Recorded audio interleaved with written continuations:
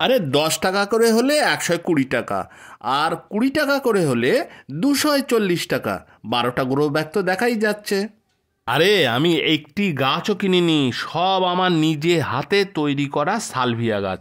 দানা ছড়ানোর ভিডিও আমি তুলে রাখিনি, অতএব নিজ গুণে ক্ষমা করে দেবেন। আরে আজ করি কাল করি পশু করি করে গাছগুলো তো বড়ই হয়ে গেল।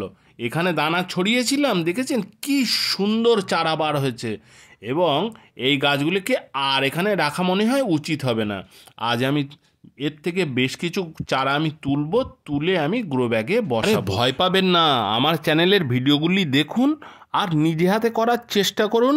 চেষ্টার অসাধ্য কিছু নেই। আর নিজে হাতে যদি গাছ করার চেষ্টা করেন তাহলে দেখবেন কি বিপুল পরিমাণে গাছ একেবারে বিনামূল্যে আপনি নিজেই তৈরি করতে পারবেন। আমার ট্রের মাটি নরম, আমি এক হাত দিয়ে আস্তে আস্তে টান দিলাম, দেখুন শিকড় সহ কি সুন্দর আমি চারা তুলতে পারলাম। এই গাছকে গ্রো ব্যাগে বসানো তো তেমন কোনো অসুবিধাই নয়। আমার গাছের পরিমাণ বেশি, সেই কারণে আমি বেশ কিছু গাছ গ্রো ব্যাগে বসাচ্ছি, আর বাকি গাছ আমি বন্ধু বান্ধবদের ভেতরে আমি বিতরণ করে দেবো। তবে বসাক। আমি এই যে দানা ছড়িয়েছি সব কিন্তু আমার শোধন করা মাটিতে ছড়িয়েছি, আমি কোনো রিস্ক নিইনি।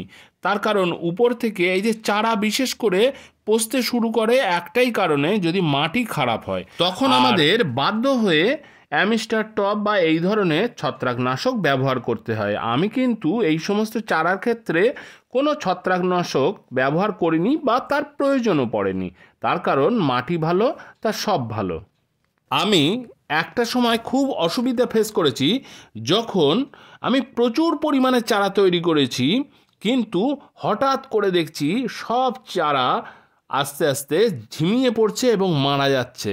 গাছ তুলে দেখি সব শিকড় নষ্ট হয়ে যাচ্ছে। তারপরে আমি বাধ্য হয়ে মাটি শোধন করে তবেই আমি গাছ বসাতে শুরু করি। এই সালভিয়া গাছ দোপাটি গাছের মতোই একটু ঝাঁকড়া হয়, খুব বেশি বড় হয় না। অতএব আমি এই 5 ইঞ্চি গ্রো ব্যাগেই বসাতে পারি। আর আপনারা যদি টবে বসান তা ভালোই হয়।